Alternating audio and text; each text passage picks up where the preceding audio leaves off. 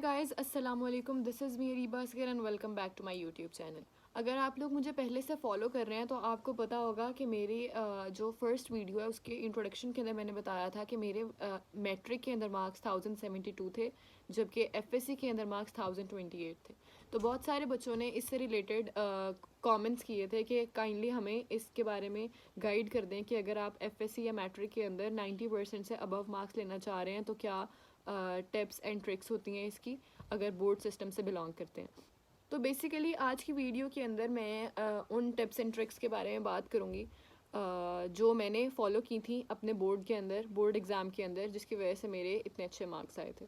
तो अगर आप लोग भी बोर्ड्स देने वाले हैं या अभी मैट्रिक के अंदर आप हैं या एफएससी के अंदर हैं और आप भी अच्छे मार्क्स लेना चाह रहे हैं मेरिट पे पूरा उतरने के लिए, तो इस वीडियो के अंदर आई होप आपको कुछ टिप्स एंड ट्रिक्स इस तरह की मिलेंगी जो आपके लिए बेनिफिशियल होंगी।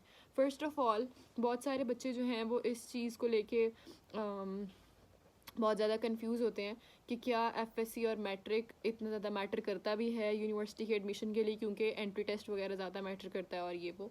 तो ऐसा नहीं है, एफएससी और मैट्रिक की भी अपनी इंपॉर्टेंस होती है, क्योंकि आपका जब भी मेरिट बनता है तो उसके अंदर क्राइटेरिया होता है। जब जैसे मेरी बारी था 10% मैट्रिक थी और 40% एफएससी थी और फिर उसका 50% एंट्री टेस्ट था।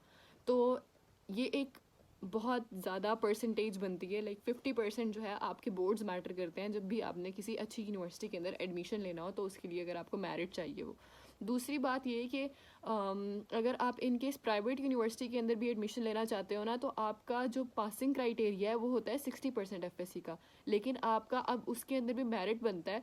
तो जो मोस्टली अच्छी यूनिवर्सिटीज़ होती है ना प्राइवेट, और उधर अगर आपने एडमिशन लेना है तो वहाँ पे भी आपको 80% तो एटलीस्ट आपको मार्क्स चाहिए होते हैं एफएससी के अंदर।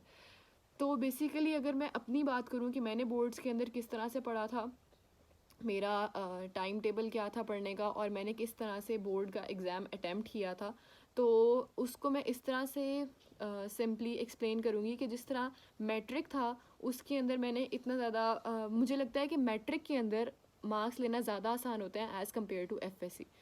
मैट्रिक के अंदर ये होता है कि आप ना सिर्फ़ और सिर्फ अगर टेस्ट वगैरह अच्छे से दे रहे हो और आप अगर इन केस ये कह लो कि बोर्ड से 3 महीने पहले आप तमीज़ से पढ़ना शुरू कर दो ना, तो आपके आराम से 90% जो है ना क्रॉस हो जाता है।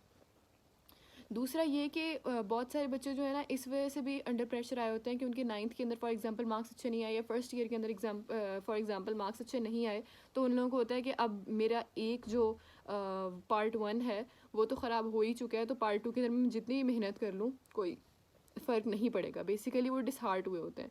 तो ऐसा नहीं होता। आप मैंने क्योंकि अपनी क्लास फेलोज़ में से बहुत सारी बच्चियों को इस तरह देखा था कि उनके एफएससी पार्ट 1 के अंदर मार्क्स अच्छे नहीं थे, लेकिन उन्होंने एफएससी पार्ट 2 के अंदर अपनी गलतियों से सीखा और उसके बाद उन्होंने वो चीज़ें दोबारा रिपीट नहीं की, वो वाले मिस्टेक्स। तो उन्होंने अपनी जो रह गई थी ना कमी, आप डेफिशिएंसी कह लें, कि उसको पार्ट 2 के अंदर पूरा कर लिया था। सारी वो चीज़ों को ओवरकम करके जो उन्होंने पहले सारी चीज़ें गलतियाँ बेसिकली की थी। तो अगर मैं मैट्रिक की पहले बात कर लूँ, तो उसके अंदर ये होता है कि आप ना अगर साथ के साथ ना भी पढ़ो ना, तो आप आराम से जो है अच्छा स्कोर कर सकते हो अगर आपने 2 से 3 महीने पहले पढ़ना शुरू कर दिए। और अगर मैं अपनी पर्सनल बात करूँ तो उसके अंदर भी यही था कि मैंने जब होते हैं ना आपके अगर कॉलेज या स्कूल के अंदर प्री बोर्ड से पहले राउंड टेस्ट होते हैं, जिसके अंदर half book full book test होते हैं और प्रिपरेशन कराते हैं वो इस तरह से। अगर आपके भी कॉलेज या स्कूल के अंदर उस तरह के टेस्ट होते हैं तो आपने उन टेस्ट को मिस नहीं करना और उन टेस्ट के अंदर आपने नीयत से पढ़ लेना है। पहले बेशक आप इंजॉय करो और फ़न करो, मेमोरीज बनाओ, लेकिन जब ये हाफ बुक और फुल बुक वाले टेस्ट आते हैं ना, या चैप्टर वाइज जब टेस्ट आते हैं हमारे, क्योंकि स्कूलिंग जो है ना बहुत मैटर करती है और कॉलेज भी आपका बहुत मैटर करता है कि उनका टेस्ट सिस्टम कैसा है। तो अगर मैं अपने स्कूल की बात करूँ तो ज़्यादा क्रेडिट मेरे स्कूल को ही जाता है इसमें, क्योंकि उधर ये था कि वो ना सबसे पहले प्री बोर्ड से पहले हाफ बुक फुल बुक लेते थे और हाफ बुक फुल बुक से पहले चैप्टर वाइज टेस्ट लेते थे। चैप्टर वाइज टेस्ट के अंदर जो है ना मैं पढ़ना शुरू करती थी और उसके अंदर मैं बहुत अच्छे तरीके से पढ़ती थी, यानी कोई भी चीज़ स्किप नहीं करती थी। स्पेशली अगर बोर्ड के एग्ज़ाम्स हैं तो उनके अंदर जो साइड ब्लॉक्स होते हैं आपकी बुक्स के अंदर, उधर से बहुत ज़्यादा एमसीक्यूज़ आते हैं, तो उनको भी आपने बिल्कुल मिस नहीं करना। ये सारी बात थी प्रिपरेशन की कि आपने किस तरह से प्रिपेयर करना है। अगर आप लाइक पहले आपने नहीं पढ़ा और अब आपके एंड वाला टाइम आया हुआ है तो आपने डिसहार्ट नहीं होना। आप चाहो तो उसके अंदर भी कवर कर सकते हो, क्योंकि मैं उसी के अंदर ही कवर करती होती थी। और जब बात आती है अटेम्प्ट करने की पेपर, तो बोर्ड्स के अंदर पेपर अटेम्प्ट करना जो है ना, वो एक आप कह लें कि उतना ही ज़्यादा इंपॉर्टेंट है जितना कि आपकी प्रिपरेशन इंपॉर्टेंट है। अगर आपने प्रिपेयर अच्छे से किया लेकिन आप अटेम्प्ट अच्छे से नहीं कर रहे, तो आपका कोई फ़ायदा नहीं है, क्योंकि आपको उतने मार्क्स नहीं मिल सकेंगे जितनी आपने मेहनत की होगी। तो बोर्ड के अंदर पेपर अटेम्प्ट करना जो है वो भी एक बहुत इंपॉर्टेंट चीज़ है। इसके अंदर आपने प्रेजेंटेशन का ख़ासकर ख्याल रखना होता है।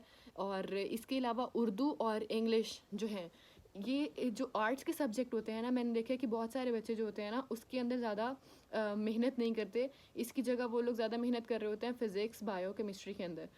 और फिज़िक्स बायो केमिस्ट्री के अंदर पूरे पूरे मार्क्स आ भी जाते हैं, लेकिन ज़्यादा जो मेहनत डिमांड करते हैं आप कह लें, वो ज़्यादा आर्ट्स के सब्जेक्ट होते हैं। और मेरा यही था कि मेरे एफएससी में भी और मैट्रिक के अंदर भी ज़्यादा अच्छे मार्क्स आर्ट्स में थे एज़ कम्पेयर टू साइंस।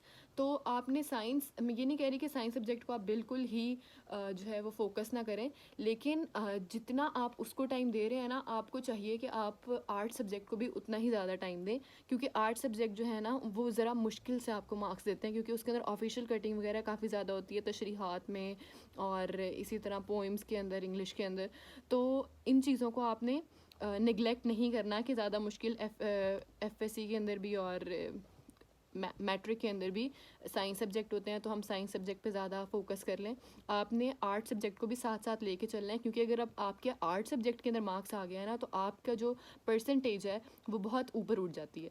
तो आपने इन चीज़ों को निगलेक्ट नहीं करना। उसके अलावा टाइम पेपर अटैम्प्ट करने की मैं बात कर रही थी। पेपर अटैम्प्ट करते हुए आपकी प्रेजेंटेशन बहुत ज़्यादा मैटर करती है। जो बोर्ड एग्जामिनर या बोर्ड चेकर बैठा होता है वहाँ पे, उसके पास इतना टाइम नहीं होता आपका पेपर वर्ड बाय वर्ड पढ़ने का। तो वो क्या करता है बेसिकली, वो आपकी स्टार्टिंग चेक करता है, आपकी एंडिंग चेक करता है, और आपकी ओवरऑल प्रेजेंटेशन चेक करता है, और उससे जज करता है कि आपका पेपर या जिस बच्चे ने अटैम्प्ट किया है उसका कैलिबर किस टाइप का है और उसने कितनी मेहनत की हुई है। तो बेसिकली इसके अंदर सिर्फ और सिर्फ आपकी मेहनत काउंट नहीं होती, आपकी लक भी काउंट होती है, पहली बात। दूसरी बात ये कि आपका अटैम्प्ट करने का जो मेथड है वो किस तरह का है, वो बहुत ज़्यादा काउंट करता है।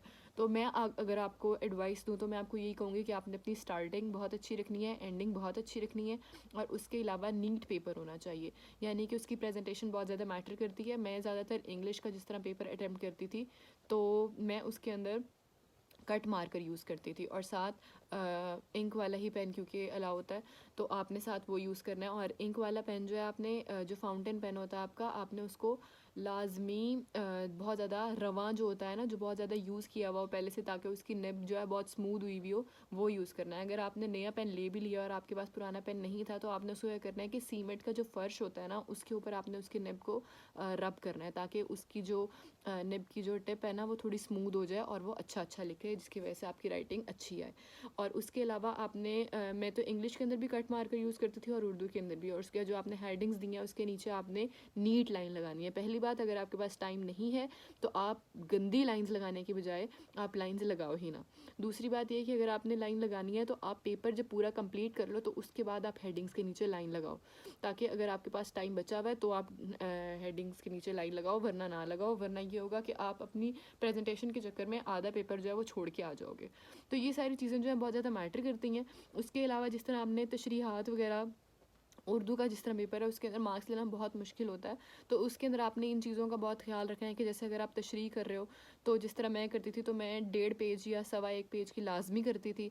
एक शेर की 1.5 से 2 बेसिकली मैं आपको रिकमेंड करूँगी। और उसके अंदर आपने हवाला जात देने हैं, यानी कि हर पेज के ऊपर एटलीस्ट एक हवाला ज़रूर हो, किसी शेर का या हदीस का या कुरानी आयत का।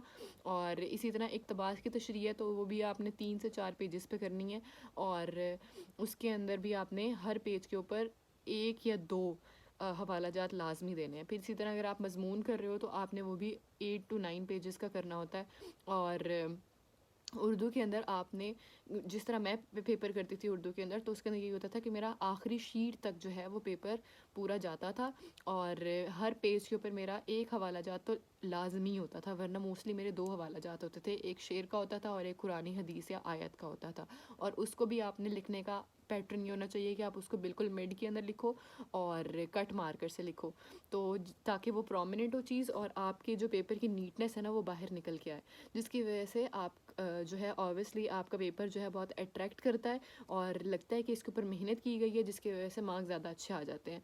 जहाँ तक बात है उनकी साइंस सब्जेक्ट्स की, तो उसके अंदर आपने हेडिंग बना के लिखना है। जैसे शॉर्ट क्वेश्चन भी है तो उसके अंदर भी आप हेडिंग दे दो, बजाय इसके कि आप पूरा क्वेश्चन लिखो।